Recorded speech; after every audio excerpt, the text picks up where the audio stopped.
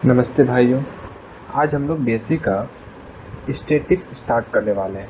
इससे आपके एग्ज़ाम में ग्रुप सी में यहाँ देखो 12 का ए नंबर और बी नंबर, ये सवाल आपका 16 नंबर का है, इसको हमको कंप्लीट करना है। ओके, जब आप क्वेश्चन बैंक को एक जगह करोगे ना भाई, तो आप देखोगे कि टोटल आपके एग्ज़ाम में स्टैटिक्स से मात्र 12 क्वेश्चन ही पूछा गया है। ओके, और एक बात ध्यान से समझो, 12 क्वेश्चन में से 2 क्वेश्चन ऐसा है, ये क्वेश्चन और ये question, Cartesian equation of common catenary and intrinsic equation of common catenary, इसमें से जो है आपका कोई एक क्वेश्चन हर ईयर रहेगा। तो इस दोनों क्वेश्चन को आप कंप्लीट कर लेना, तो आपका 8 नंबर आपके पॉकेट में रहेगा। ओके, और बचा बाकी का 8 नंबर, उसके लिए तो आपको मेहनत करना होगा, इस दोनों से रिलेटेड जो है सवाल को बनाना होगा। ठीक है ना, ये सब सवाल है जो इसी थ्योरम से आपका सवाल बनेगा। अगर ये जान लोगे तो ये भी बन जाएगा आपका। ओके, और हम लोग आज इस दोनों क्वेश्चन को कंप्लीट करने वाले हैं, कार्टेशियन इक्वेशन को भी कंप्लीट करेंगे और इंट्रिंसिक इक्वेशन को भी कंप्लीट करेंगे। तो ध्यान से क्वेश्चन करना है आपको। ओके, चलो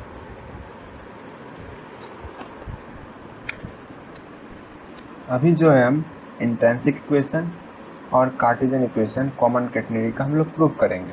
और तत्काल आप इतना जान लो कि इंट्रिंसिक इक्वेशन में हम लोग s = c tan psi prove करेंगे, और ये जो कार्टेशियन इक्वेशन होता है इसमें हम लोग y = c cos hyperbolic x/c इसको प्रूव करेंगे। ओके, आप घबराओ मत, वैसे इस क्वेश्चन में इंट्रिंसिक में सिर्फ इसी को करना है, लेकिन हम लोग सारा प्रूफ कर लेंगे। ओके ना, अब सारा प्रूफ क्यों कर रहे हैं, क्योंकि आपके 2020 में इस फॉर्म में आपका प्रूफ मांग लिया था, तो हम लोग सारा प्रूफ कर लेंगे। और साथ ही साथ जो है जब आप सवाल बनाओगे तो सारा फॉर्मूला का कहीं ना कहीं यूज होगा, तो कर ही लेते हैं ना, कौन सी बड़ी बात है फॉर्मूला प्रूफ करना।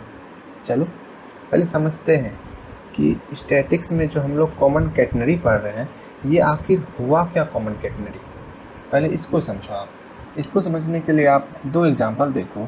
जैसे वो आप पतंग उड़ा रहे हो, ठीक भाई काफ़ी अच्छा फोटो मैंने बना लिया। यहाँ ध्यान देना, यहाँ आप पतंग को उड़ा रहे हो। दूसरा, मैं गया और मैंने यहाँ पर 2 खंभे गाड़ दिए, और इसमें जो है मैंने यहाँ पर टंगनी बांध दिया। क्या बांध दिया? टंगनी, समझ रहे हो, जिस पे हम लोग कपड़ा सुखाते हैं। ओके, ठीक। अब दोनों में देखो, आप ध्यान से समझना कि पहले इस कंडीशन को देखो, यहाँ पर पतंग और आपके बीच में जो ये धागा है, इसमें देखो झुकाव उत्पन्न हो रहा है। ठीक है ना, झुकाव उत्पन्न हो रहा है, यही आपका क्या है? कैटेनरी है। समझ में आ रहा है आपको? इसी झुकाव को हम लोग झोल कहते हैं, होता है ना, झोल हो गया इसमें, झुकाव हो गया इसमें, तो यही जो झोल है ना, इसी को हम लोग कहते हैं कॉमन कैटेनरी। ओके, सेम यही फंडा। यहाँ पर जो है 2 खंभा के बीच में जो मैंने यहाँ पर टंगनी ला रहा है, इस टंगनी में कहीं ना कहीं झोल है, कहीं ना कहीं झुकाव है। तो झुकाव है ना, उसी झुकाव को हम लोग कहते हैं कैटेनरी। ये झुकाव हो रहा है गुरुत्वाकर्षण बल के कारण। आप बोलोगे भैया कैटेनरी तो समझ में आ गया कि झोल को हम लोग कैटेनरी कहते हैं, ये कॉमन कैटेनरी क्या हुआ? कॉमन मतलब हुआ कि अगर ये धागा है तो सब जगह जो है धागा में समान होना चाहिए। लेकिन कॉमन कैटेनरी को आप अच्छे से समझो, जैसे मान लो ये मेरा कैटेनरी है, इसमें हम प्रति एकांक भाग काटेंगे सब जगह, तो हर एकांक भाग का जो वेट है, भार है, वो इक्वल होगा। जैसे ये है, मान लो ये 5 सेंटीमीटर यहाँ से यहाँ तक डिस्टेंस, अगर इसको हम सबका एकांक भाग में इसको विभाजित करेंगे तो प्रत्येक एकांक का जो भार है वो बराबर होगा। जब ऐसा कंडीशन हो जाए तो वो मेरा कॉमन कैटेनरी कहलाएगा। आपको समझ में आ गया? तो एक हम कॉमन कैटेनरी का यहाँ फिगर बना लेते हैं। जैसे कोई ए और बी पॉइंट है, ठीक, इसको जो है हमने एक तार से बांध दिया दोनों पॉइंट को। देखो यहाँ पर झोल बना, मतलब ये मेरा क्या है? कॉमन कैटेनरी है। अब इसी में जो है हम लोग सारा मापदंड करेंगे। ओके, और इस पॉइंट का सबसे लोएस्ट पॉइंट ये सी है। एक बात जानते हो, सी एक ऐसा पॉइंट है जिसके आप इधर जाओ या इधर जाओ, मान आपका बढ़ेगा है। सबसे कम पॉइंट है सी आपका, ठीक है। हम लोग वाई एक्सिस खींच लिए ये, एंड ये हम लोग एक्स एक्सिस खींच लिए। ओके, अब इस सी पॉइंट से हम जो एक कैटनरी का छोटा सा हिस्सा ले लेते हैं। मान लो सी पॉइंट से हम इस तरफ या इस तरफ, आप किधर भी जो है कैटनरी ले सकते हो। हम इस तरफ जो है सी से एक पी पॉइंट तक जो है एक कैटनरी का ये हिस्सा ले लिया। ओके, ये सी पी, यहाँ सी है यहाँ पी है। अब आप बोलोगे भैया आखिर सी से ही क्यों मापे, क्योंकि कर्व में कोई भी डिस्टेंस हम लोग सी से ही मापते हैं, और सी पी का लेंथ हम लोग कुछ मान लेते हैं एस। यहाँ से यहाँ तक का लेंथ कितना मान लिए एस। अब इसको समझना है आपको, हम सी पी यहाँ पर बना रहे हैं, जैसे मान लो ये सी है ये पी है। ओके, इसका लेंथ है एस, आपका टोटल लेंथ एस है। अगर इसके एकांक क्षेत्र का भार W है, मतलब ऐसे समझो कि ये टोटल S है। अगर एक वस्तु का मूल्य W है तो S वस्तु का मूल्य WS होगा, उसमें हम लोग W से मल्टीप्लाई कर देंगे। सेम वही फंडा यहाँ पर है, क्योंकि टोटल S लेंथ है, उसमें से एकांक लेंथ का वेट W है, तो टोटल लेंथ WS हो गया। तो सेम फंडा यहाँ पर वही लगेगा, क्योंकि CP है, एकांक लेंथ का जो वेट है वो W है, तो टोटल जो S लेंथ है उसका वेट कितना हो जाएगा, WS हो जाएगा। बहुत अच्छे, अब आपको इमेजिन करना है, ठीक है ना। सोचो, आप धागा ले लिया है आपने, बी में आपने धागा को बांध लिया, ठीक। अब जो है आप रस्सी को खींच रहे हो, ऐसे ध्यान समझो, रस्सी को क्या कर रहे हो, खींच रहे हो अपनी तरफ।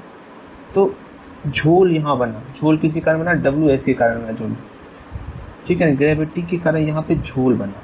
जब आप इसको खींच रहे हो तो ऊपर तो आपका टेंशन वर्क करेगा, तनाव बल वर्क करेगा, ठीक है। तनाव बल ऊपर वर्क किया तो हम लोग ऊपर जो है तनाव बल T मान लिया। ओके, ये आपका तनाव बल T हुआ, ऊपर तनाव बल काम किया जब हम इसको अपनी तरफ खींच रहे थे, तो ठीक। और नीचे जो है आपका WS फोर्स लग रहा है, गुरुत्वाकर्षण बल लग रहा है, और इस तरफ जो है आपका एक फोर्स लग रहा है, ध्यान दो, इसको इधर ना खींच रहे हैं, इस तरफ आपका T0 फोर्स लग रहा है। ओके, यहाँ तक कोई दिक्कत नहीं। अब यहाँ समझना है, क्योंकि टोटल लेंथ S था तो गुरुत्वाकर्षण बल WS हुआ। यहाँ का टोटल लेंथ अगर C है तो इस C लेंथ का जो गुरुत्वाकर्षण बल होगा वो क्या होगा, WC होगा ना, C लेंथ का। ये WC हो, कौन इसको संतुलन में रख रहा है, कौन इसको इक्विलिब्रियम में रख रहा है, ये T0, ठीक है ना। इधर से फोर्स लग रहा है, इसको ये क्या कर रहा है, संतुलन में रख रहा है। इसका ये लोएस्ट पॉइंट बना रहा है, ये नीचे, और ये इधर, दोनों जो अट्रैक्ट फोर्स लग रहा है इसके कारण यहाँ पर जो है ये सबसे लोएस्ट पॉइंट बन रहा है। तो ये T0 इक्वल हो जाएगा WC का। ये WC क्या है, C लेंथ का जो है वो एट्रैक्शन है, वेट है, ठीक है ना।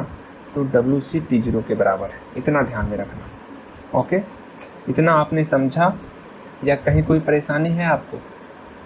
उम्मीद है सब कुछ ठीक होगा। अब यहाँ ध्यान देना है, वो क्या, ध्यान से समझना है। यहाँ पर हम लोग जानते हैं, इंटर में पढ़े हुए हैं कि बल का दो घटक होता है। कौन कौन, एक साइन होता है और एक कॉस होता है। अब साइन और कॉस, ये क्या भैया आप बोल रहे हो, आप ऐसा बोलोगे क्या? बोलोगे ही। साइन जो ये लगता है ना फोर्स, ये आपका वर्टिकल लगता है, वर्टिकल मतलब ये आपका साइन जो है ऊर्ध्व घटक है, ये आपका साइन क्या है, ऊर्ध्व घटक। एंड कॉस क्या है आपका, ये आपका हॉरिजॉन्टल लगता है फोर्स, हॉरिजॉन्टल को हम लोग कहते हैं क्षैतिज घटक। अब यहाँ समझना है, क्योंकि साइन क्या है, वर्टिकल लग रहा है, तो ये साइन का आपका हो गया। ओके, और कॉस क्या है, हॉरिजॉन्टल लग रहा है, ये आपका कॉस का हो गया। लेकिन ये टी का कंपोनेंट है ना, टेंशन का कंपोनेंट है, तो ये आपका जो वर्टिकल लगा ये आपका टी साइन। अब एंगल क्या दोगे, एंगल हम साई मान लेते हैं। Okay, T sine psi.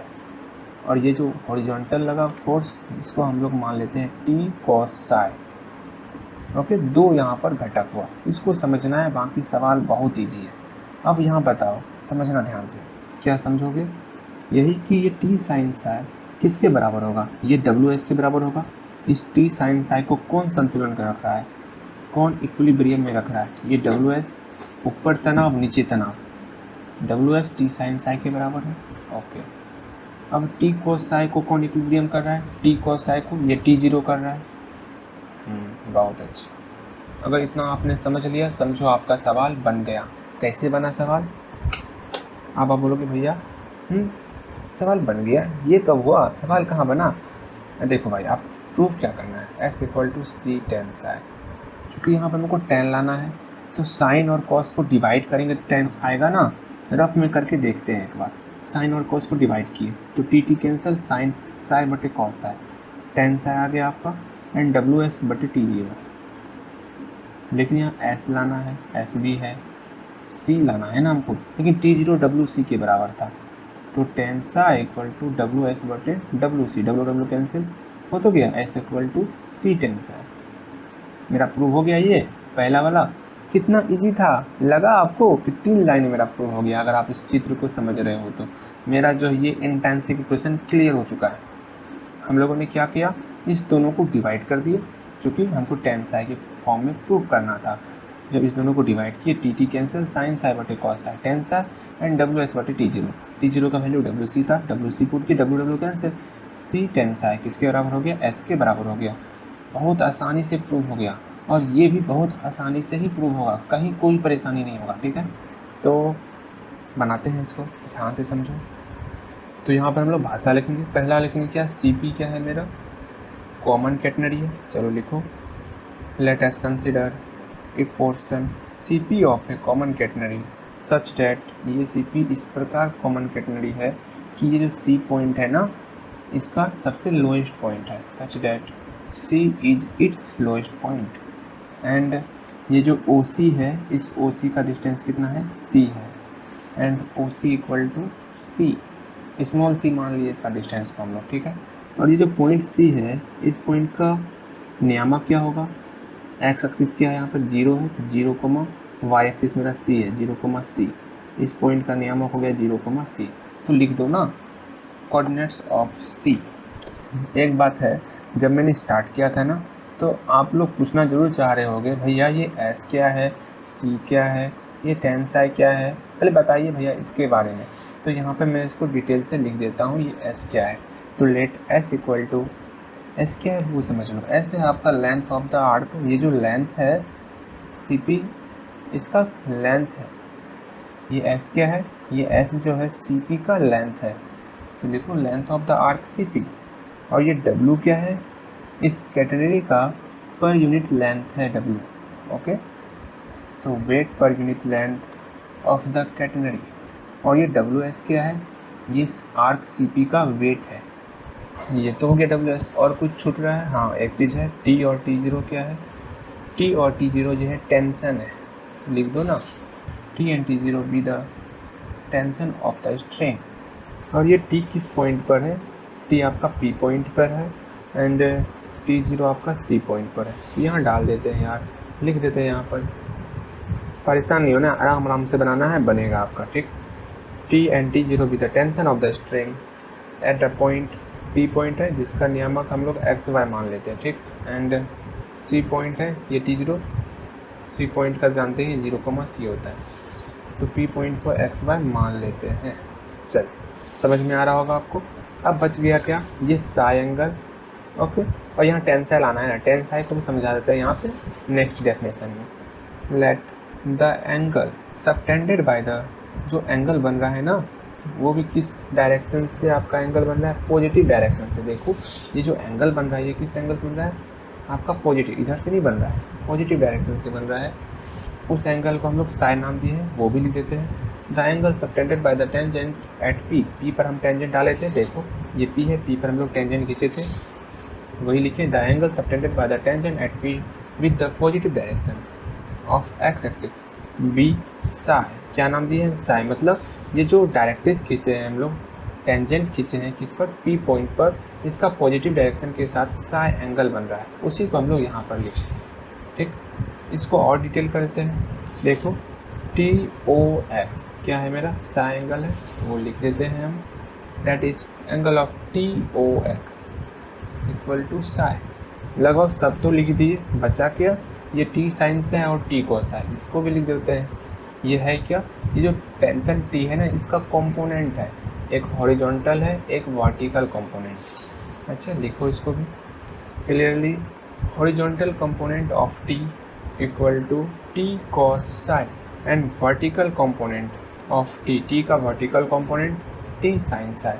मैंने अभी आपको तुरंत बताया ना, ये horizontal component T cos psi and vertical component T sine psi था, मैंने वही लिखा है। सिर्फ इसी को जो मैंने चित्र बनाया था ना, मैंने उसी को डिटेल से यहाँ पर लिखा हुआ है। ओके, अब हम लोग अपने सवाल को बनाएंगे।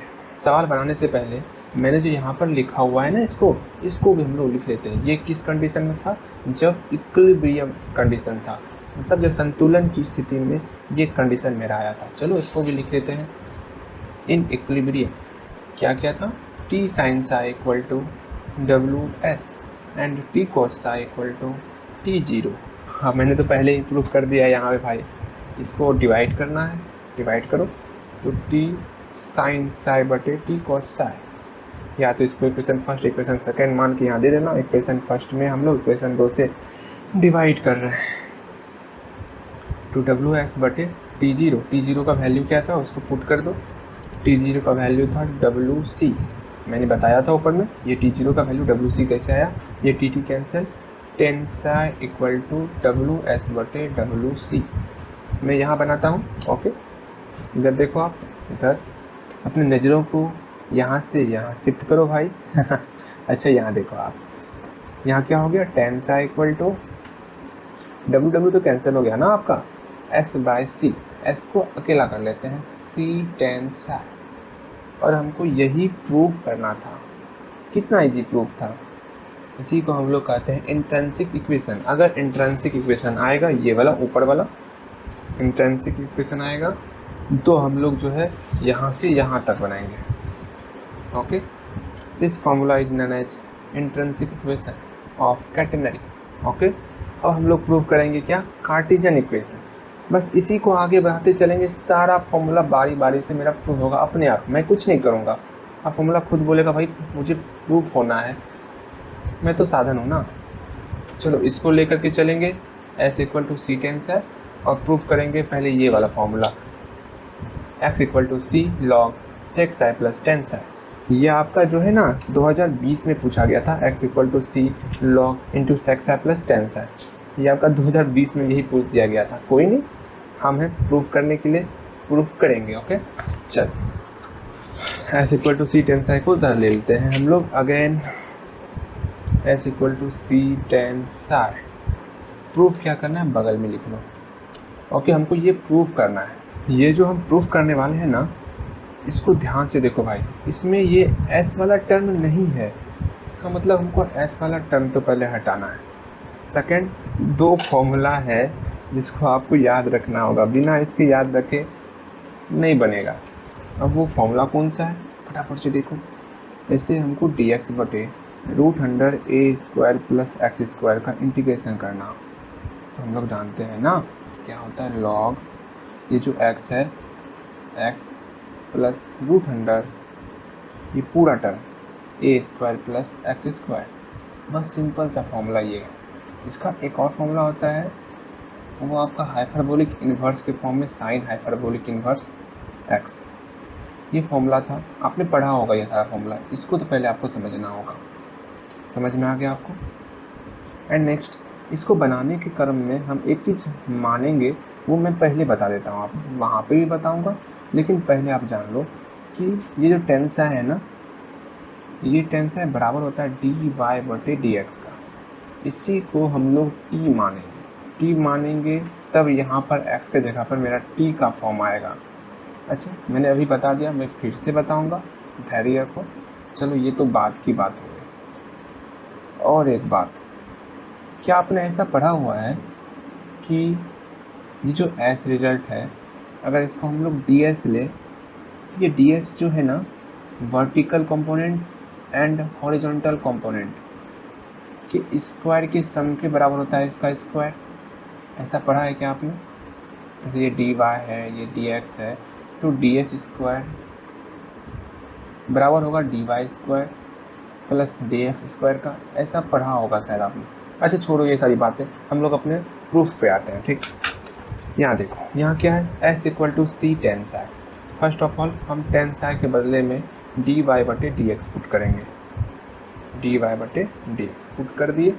क्योंकि हमको s को हटाना है तो s को हम लोग डिफ्रेंशिएट करते हैं, तब वो ds के फॉर्म में आएगा और ds को हम लोग dy और dx के फॉर्म में लिख सकते हैं। ओके, इसका हम लोग डिफ्रेंशिएट कर लेते हैं। Differentiate with respect to x, we get to ds बटे dx equal to c d square y बटे डी एक्स स्क्वायर। यहाँ तो ds बटे dx है, अब यहाँ ds बटे dx को हटाना है, इसको हमको y और x के फॉर्म में लाना है। ठीक, y और x के फॉर्म में कैसे आएगा, यहाँ देखो d s square equal to d Y square plus D x square है। अगर हम डी एक्स स्क्वायर से डिवाइड कर दें तो डी एस स्क्वायर बटे D x square equal to d Y square बटे डी एक्स स्क्वायर प्लस इसमें भी अगर डी एक्स स्क्वायर से डिवाइड करेंगे तो 1 हो जाएगा। फिर डी एस बटे डी एक्स चाहिए तो डी एस बटे डी एक्स के लिए हम लोग इसका क्या करेंगे, रूट लगा देते हैं। तो इसका रूट करेंगे तो स्क्वायर स्क्वायर कैंसिल हो जाएगा, डी एस बटे D x equal to root under d Y square बटे डी एक्स स्क्वायर प्लस 1। ठीक, इसी को हम लोग लिख सकते हैं 1 प्लस डी वाई बटे डी एक्स का होल स्क्वायर। कहीं कोई परेशानी नहीं, इसको हम लोग इस फॉर्म में लिख लिए। चलो इसको हम लोग इस फॉर्म में यहाँ पर लिख लेते हैं। अब मेरा जो है ये y और x के फॉर्म में आ गया। अच्छा, बहुत आसान सा चीज़ मैं पूछता हूँ कि अगर डी वाई बटे डी एक्स को हम डिफ्रेंशिएट करेंगे तो क्या होगा, तो डी स्क्वायर वाई बटे डी एक्स स्क्वायर आएगा। ये कैसे आया, जब इसको हम लोग फिर से डिफ्रेंशिएट किए x के फॉर्म में, तब जो है ये मेरा डी स्क्वायर वाई बटे डी एक्स स्क्वायर आया। अच्छा, इसको हम लोग ये फॉर्म लिख सकते हैं क्या, बिल्कुल लिख दो, डी बटे D x into d Y बटे डी एक्स। ऐसा क्यों लिख रहे हैं, आखिर सब में डी वाई बटे डी एक्स के फॉर्म में आखिर क्यों ला रहे हैं, आपकी माइंड में तो ये चल रहा होगा कहीं ना कहीं। अरे भाई देखो, यहाँ पर हम अब जो है डी वाई बटे डी एक्स को टी मानने वाले हैं, जिससे यहाँ पर मेरा टी का फॉर्म आएगा इंटीग्रेशन में और हम लोग आसानी से इस फॉर्म में लेते आएंगे और मेरा कहीं ना कहीं प्रूफ के डायरेक्शन में हम लोग पहुँच जाएंगे। चलो इसको हम लोग टी मान लेते हैं। ओके, पुटिंग डी वाई बटे D x equal to t, इसको हम लोग टी पुट कर रहे हैं। देखो क्या हो जाता है, अब 1 plus T square equal to C into d बटे डी एक्स इंटू टी, मतलब डी टी बटे डी एक्स हुआ आपका। सिंपल सा हमको डी एक्स को अकेला करना है। अब कोई बोलोगे भैया आप डी एक्स को ही क्यों अकेला कर रहे हो, अरे डी एक्स को अकेला करेंगे तब ना इंटीग्रेशन करने पर मेरा एक्स आएगा, हमको यहाँ एक्स लेना है ना। सोचो तनिक सोचो, डी एक्स को अकेला करो आप, तो डी एक्स मेरा इधर लेते आते हैं और इस पूरे टर्म को उधर भेज देते हैं, equal to C into D T बटे root under 1 plus T square. अब हम लोग इंटीग्रेटिंग कर देते हैं, इंटीग्रेटिंग वी गेट, अब इंटीग्रेशन लगाते हैं डी एक्स, सी तो कांस्टेंट है, सी को बेचारा को बाहर ही रखो, अंदर नहीं आना है तेनू। ओके, अब फॉर्मूला, कौन सा फॉर्मूला, देखो यहाँ पर ये फॉर्मूला, इसमें x के जगह पर t है, तो जहाँ पर x था वहाँ पर हमको t पुट करना है, बाकी को बहु ये टर्म मेरा यहाँ पर आ जाएगा। ओके, तो इसको हम लोग लिख सकते हैं, इस फॉर्म में। पहले तो इसका इंटीग्रेशन x हो गया, c कांस्टेंट था, c मेरा आ गया। अब इसको इस फॉर्म में रखना है, तो log t plus root under 1 plus T square, फिर प्लस क्या आएगा मेरा कांस्टेंट टर्म, या फिर इसका एक और फॉर्मूला होता है, उस फॉर्मूला पे भी हम लोग देख लेते हैं क्या रिजल्ट आता है, क्यों कर ही लेना चाहिए। क्या रिजल्ट आया, इस फॉर्मूले पे सी तो कांस्टेंट रहेगा, इसका इंटीग्रेशन ये हो जाएगा साइन हाइपरबोलिक इनवर्स एक्स का वैल्यू टी है टी। अच्छा, इसको अलग अलग कर लेते हैं, अच्छे से बनाएंगे, या तो आप इसको एक जगह लिखो या तो अलग अलग बनाना आपकी मर्जी। मैं समझाने के लिए दोनों फॉर्मूले से बता देता हूँ आपको। तो C log T plus root under 1 plus T square plus k, एक और फॉर्मूला क्या आया था, या एक्स बराबर सी साइन हाइपरबोलिक इनवर्स टी। चलो ये मेरा इस फॉर्मूले से आया, ये वाला यहाँ पर मेरा पुट हुआ। ओके, अब यहाँ पर हमको k का वैल्यू क्या होगा हमको वो फाइंड करना है। अब k का वैल्यू कैसे निकालेंगे, उसके लिए एक कंडीशन लेना है, अगर x का मान मेरा 0 हुआ, मैं बताऊंगा x का मान आखिर 0 ही क्यों ले रहे हैं हम लोग। अगर हम लोग x का वैल्यू 0 लिए तब उस कंडीशन में t का वैल्यू क्या होगा, क्योंकि t तो dy/dx है, इसी को हम लोग tan psi कहते हैं। जब x 0 है, चलो हम लोग चित्र पे चलते हैं तब समझ में आएगा। जैसे ये अगर x का मान 0 है तो ये साई एंगल है ये पूरा x एक्सिस पर ही आ जाएगा ना, तो साई भी मेरा 0 हो जाएगा। समझो, सोचो, अगर x 0 है तो ये एंगल जो साई है वो भी तो 0 हो जाएगा। इसका मतलब यहाँ tan 0 हुआ, और tan 0 का वैल्यू क्या होता है, 0 ही होता है ना। तो हम पाते हैं कि x का मान 0 लेने पर c इसका भी मान क्या हो जाएगा, 0 हो जाएगा। t का मान 0, t का मान 0, log 0 0 ही हो गया। तो c गुना 0 प्लस k, तो k का मान मेरा 0 निकल गया। इसमें आप t का वैल्यू 0 लोगे तो ये पूरा टर्म मेरा 0 ही हो जाएगा, k इक्वल टू मेरा 0 ही निकलेगा। तो k 0 निकल रहा है, तो इसलिए ये जो इक्वेशन है ना, इस इक्वेशन में मेरा k का मान 0 हो जाएगा। चलो इस इक्वेशन को हम लोग यहाँ लिख लेते हैं। Now x equal to c log t plus 1 plus k का मान तो 0 हो गया। चलो हम लोग k का वैल्यू 0 पुट कर दिया। ओके, अब यहाँ पर ध्यान रखना है, क्या हम लोग t क्या माने थे, dy/dx माने थे। चलो, और यही dy/dx मेरा tan psi के बराबर था, हमने स्टार्टिंग में ही बताया था, और हमको tan psi के फॉर्म में प्रूव करना है। ओके, तो हमको t का वैल्यू tan psi लेना है इसमें, तो इसमें हम लोग t का वैल्यू tan psi ले लेते हैं। तो tan psi plus √1 plus tan square psi plus 0, तो मेरा 0 हो गया, हटा उसको। अब 1 प्लस tan स्क्वायर psi क्या होता है, sec स्क्वायर psi, तो tan psi plus sec square psi का रूट, तो ये वैल्यू आ गया मेरा x equal to c log tan psi plus sec psi, जो कि हमको प्रूव करना था भाई, यही ना हमको प्रूव करना था। देखो, यही प्रूव करना था जो हम यहाँ पर प्रूव कर लिए। नेक्स्ट जो हमको प्रूव करना था आपका कार्टेशियन इक्वेशन के लिए y/c cos हाइपरबोलिक x/c। तो देखो यहाँ पर, अब उसको प्रूफ करने के लिए पहले हमको इस मेथड से आना होगा, इसलिए मैंने यहाँ पर दोनों टर्म लिया है। समझ में आ रहा है आपको मैंने आखिर क्यों ये हाइपरबोलिक वाला टर्म लिया? अब आपको समझ में आया होगा। यहाँ पर t का वैल्यू क्या पुट करें, tan psi पुट करें या फिर dy/dx पुट करें, बताओ। चूँकि मैं जो नेक्स्ट फॉर्मूला था, ध्यान से समझो, ज़्यादा कंफ्यूज मत करना है, आपको ध्यान से समझना है। देखो, इसमें जो tan psi प्रूव करने के लिए था तो हम tan psi ले लिए, लेकिन नेक्स्ट जो है मेरा, क्योंकि हमको कार्टेशियन इक्वेशन है मेरा, उसमें हमको कहीं पर tan psi नहीं है, इसलिए हमको tan psi नहीं लेना है, हमको dy/dx ले लेना है। ठीक है, आराम से मेरा सॉल्व होगा। चलो इसको ही बनाते हैं फटाफट से। तो या x equal to c sine hyperbolic inverse dy/dx, ये प्लस 0 था, इसको हटाओ, इस c को इधर लेते आते हैं, x/c। x/c करने से क्या हुआ, क्योंकि मेरा जो कार्टेशियन इक्वेशन था उसमें x/c के फॉर्म में था, इसको इधर लाएं x/c के फॉर्म में, इसलिए कि वो मेरा प्रूव होगा। ओके, तो x/c sign hyperbolic inverse dy/dx। अब इस साइन हाइपरबोलिक को हम लोग इधर लेते आते हैं, तो साइन हाइपरबोलिक हो गया, sine hyperbolic x/c equal to dy/dx।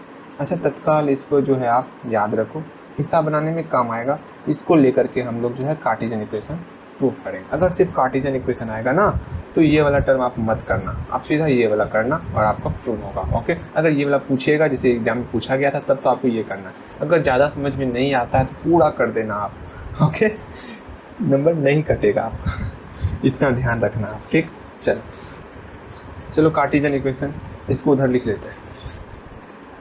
अब देखो, अपने प्रूफ की तरफ आओ। जो हमको कार्टेशियन इक्वेशन में प्रूफ करना है उसमें y इक्वल टू है, मतलब dy को अकेला रखना है, तो dy को अकेला रखो, बाकी सबको इधर कर दो। dy को हम लोग इस साइड रख लेते हैं और dx उधर मल्टीप्लाई में भेज देते हैं। ओके, कहीं कोई परेशानी नहीं होनी चाहिए। इधर मेरा dx में आ गया, अब चूँकि y चाहिए तो ये dy नहीं रखना है हमको, इंटीग्रेशन कर लो इसका, इंटीग्रेटिंग बोथ साइड। चलो इसका इंटीग्रेशन कर लेते हैं भाई, इसका तो y हो गया। अब साइन हाइपरबोलिक थीटा का क्या होता है, कॉस हाइपरबोलिक थीटा। लेकिन यहाँ पर x/c है तो 1/c से फिर से डिवाइड भी करना होगा हमको। क्या डिफ्रेंसिएशन में कोई प्रॉब्लम नहीं है ना भाई, नहीं होना चाहिए। चलो y equal to c cos hyperbolic x/c plus a।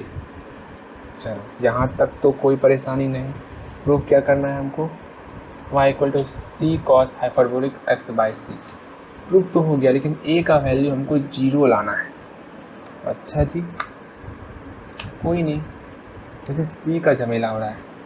अच्छा c का पॉइंट क्या था मेरा, c का पॉइंट था 0,c, याद पारो c का पॉइंट 0,c था ना। देखो c का पॉइंट 0,c था, याद आया ना। चलो ठीक, c का पॉइंट 0,c था। अगर x का वैल्यू 0 पुट करे और y का वैल्यू c पुट करे तो कुछ हो सकता है, देखते हैं क्या होता है क्या नहीं होता। At c equal to 0,c we have काश a का वैल्यू 0 निकल जाए, y का मान c पुट करो और जहाँ पर x है ना उसको 0 पुट कर लो। कॉस 0 का वैल्यू तो मेरा 1 होता है, इसका वैल्यू तो 1 हो गया, 0/c 0, कॉस हाइपरबोलिक 0 मेरा 1 हो गया। तो c गुना 1 प्लस a, तो a बराबर क्या हो गया, c में c घट गया, c में c घटा तो a इक्वल टू 0 हो गया ना। जो हमको निकालना था वो तो, जब दुनिया की सारी ताकतें आंसर निकालने पर पूरा फोर्स दे रही है तो हम कौन है भाई, आंसर निकाल लेते हैं ना। इसलिए क्या हुआ, इसलिए ये जो था इसमें हम लोग a का वैल्यू 0 पुट कर दिए। अरे मैंने कहीं पर इक्वेशन नहीं माना है, आप इक्वेशन मान लेना अगर मानना होगा तो, ओके कोई परेशानी नहीं है। कॉस हाइपरबोलिक x/c, यही ना प्रूफ करना था हमको, यही मेरा क्या है, कार्टेशियन इक्वेशन। ओके, ये मेरा कार्टेशियन इक्वेशन है। कौन कौन सा प्रूफ हो गया देखो आप, ये मैंने प्रूफ कर लिया, ये प्रूफ कर लिया, ये प्रूफ कर लिया, बचा ये सब प्रूफ करोगे आप अगर साथ दोगे तो हम ज़रूर प्रूफ कर लेंगे। लेकिन मेरा कॉपी ख़त्म हो गया, मैं क्या करूं, रुको नेक्स्ट कॉपी लेके आता हूं तो उसमें मैं प्रूफ करूंगा। ओके चलो भाई, हमारी कॉपी आ चुकी है, ठीक कैसे, ठीक है ना कॉपी। चलो उल्टा ही जैसे हम लोग स्टार्ट करते हैं, कहाँ तक थे हम लोग, पहले वो देख लेते हैं ना। यहाँ तक से प्रूफ क्या क्या करना था, प्रूफ को लिखने दो मुझे। चलो हम लोगों ने यहाँ पर इसको लिख लिया जो हमको प्रूफ करना है। हाँ अब हिम्मत नहीं हारना है आपको, कर लेना ही है ये प्रूफ, ठीक है। सवाल जब आप बनाओगे तो वहाँ काम पड़ेगा इसका। हाँ चलो ध्यान दो यहाँ पर। अब एक बात ध्यान रखना आप, अब जो प्रूफ हम लोग करेंगे ना उसमें खास करके हम लोग का जो हम लोगों ने सीखा वो है इंट्रिंसिक इक्वेशन, वो काम आएगा। वो क्या था इंट्रिंसिक इक्वेशन, भूल गए क्या, S equal to C tan psi, जो हम लोगों ने पहले प्रूफ किया था। ये खास करके बहुत ज़्यादा यूज होगा इस सबको प्रूफ करने में, तो ध्यान में रखना है इसको। चलो कर ही लेते हैं उसका यूज। क्या था intrinsic equation, S equal to C tan psi, और मैंने जो यहाँ प्रूफ किया है इसको आगे रख लेते हैं हम लोग। अब ध्यान दो, मैंने बताया था आपको t equal to dy/dx equal to tan psi, ये आपको ध्यान में रखना। ये t मैंने माना था dy/dx को, ये t नहीं भी याद रखोगे तो हम लोग जानते हैं कि ढाल को ही हम लोग टेंजेंट करते हैं, ठीक है। यहाँ ध्यान दो, tan psi को हम लोग लिख सकते हैं dy/dx, बिल्कुल बोलो, बिल्कुल भैया आप लिख सकते हो, ऐसा लिख दिए हैं। अब देखो यहाँ ध्यान दो, हम लोगों ने प्रूफ किया था dy/dx को साइन हाइपरबोलिक x/c, तो dy/dx को हम लोग लिख सकते हैं साइन हाइपरबोलिक x/c, तो s इक्वल टू c, इसको लिख देते हैं साइन हाइपरबोलिक x/c। अरे यार ठीक से नहीं हुआ, आप ठीक कर लेना, यहाँ हम लोग नीचे ठीक से लिख लेते हैं, ठीक ओके। देखो मेरा ये भी प्रूफ हो गया, कितनी जल्दी प्रूफ हो रहा है। अब नेक्स्ट हमको ये प्रूफ करना है, इसमें हमको पहले हाइपरबोलिक हटाना है। अच्छा हाइपरबोलिक का फॉर्मूला हम लोग क्या जानते हैं कि cos hyperbolic square x minus sine hyperbolic square x equal to 1 होता है, ठीक। तो साइन हाइपरबोलिक स्क्वायर एक्स को अकेला करो तो ये फॉर्मूला होगा, साइन हाइपरबोलिक एक्स का क्या होगा, इधर आपका रूट अंडर हो जाएगा, root under cos hyperbolic square x -1। लेकिन यह जान रहे हो यहाँ पर x/c है, मतलब x की जगह पर मेरा x/c है, तो जहाँ जहाँ x है वहाँ x/c हो जाएगा आपका। बहुत अच्छी, कहीं कोई परेशानी नहीं। तो इसकी जगह हम लोग ये टर्म लिख सकते हैं। जैसे ही ये टर्म लिखेंगे तो काफ़ी कुछ होगा। क्या क्या होगा शायद आपने सोची ना होगी। देखो तो यहाँ पर ध्यान से समझना, cos हाइपरबोलिक x/c का स्क्वायर है, जानते हो आप, और आपने पढ़ा हुआ है ना कार्टेशियन फॉर्म में cos हाइपरबोलिक x/c वाला, y = c cos hyperbolic x/c। तो यहाँ से इसको अकेला करेंगे तो y/c आता है, तो y/c = cos हाइपरबोलिक x/c। ये तो होता है कार्टेशियन इक्वेशन से, मैंने बताया ना, इंट्रिंसिक इक्वेशन, कार्टेशियन इक्वेशन, और जो कार्टेशियन इक्वेशन को निकालने में ही इसका काम पर आता है। ये सारा चीज़ आपको ध्यान में रखना होगा। तो इसके बदले हम लोग लिख सकते हैं y/c, लिख तो सकते हैं y/c का होल स्क्वायर, यहाँ होल स्क्वायर पहले से था -1। देखो y²c², मतलब इस फॉर्म में मेरा आ रहा है यार, समझ रहे हो, मेरा प्रूव होने वाला है, धीरज रखना है।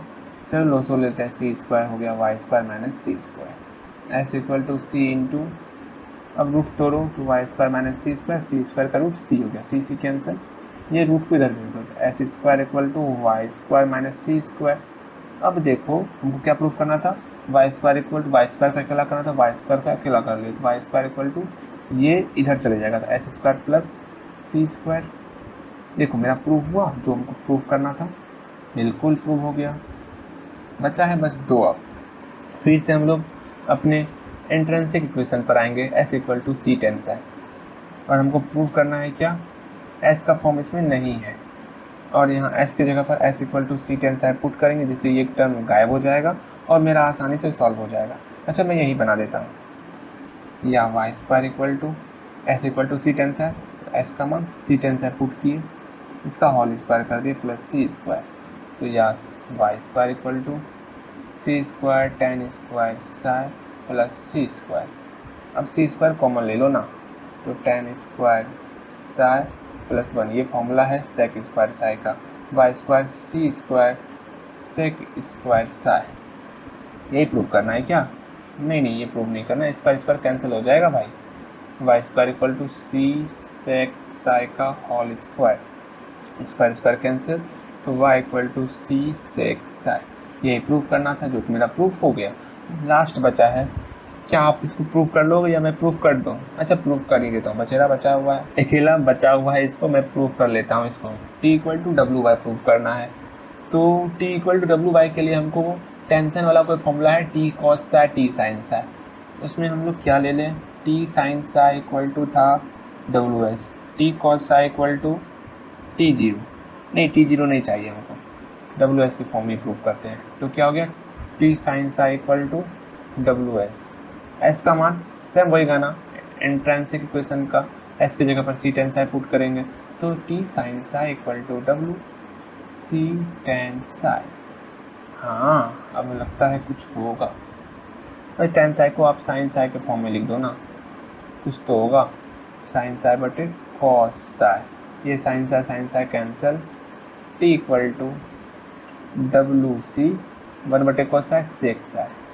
अब हमको क्या करना है, t = WY, t = W, इसका मान कहीं मैंने y प्रूफ किया है क्या, देखो तो कहीं पर y क्या इसका वैल्यू है, अरे यही तो है प्रूफ फॉर्मूला, देखो y = c sec psi है, y = c sec psi है यहाँ पर, तो हम लोग कहाँ ढूंढ रहे हैं, तो हो गया ना t = WY, यही हमको प्रूफ करना था। देखो इम्पोर्टेंट क्या है इसमें से, मैंने बता दिया है ना आपको, इम्पोर्टेंट बस ये आपका इंट्रिंसिक इक्वेशन है और ये आपका कार्टेशियन इक्वेशन है, बस इस दोनों कर लेना आप, ये सब तो आपका सवाल बनाने में फॉर्मूला काम आएगा, जिसको मैंने प्रूफ किया हुआ है, लेकिन इसको आपको करना होगा। यस क्लियर, और साथ में एक और था वहाँ पर, उसको भी कंप्लीट कर लेना। अब हम लोग नेक्स्ट वीडियो हम लोग यहाँ सब पर सवाल बनाएंगे और बड़े आराम से बनाएंगे, बिना कोई परेशानी का। ठीक, मिलते हैं नेक्स्ट वीडियो में।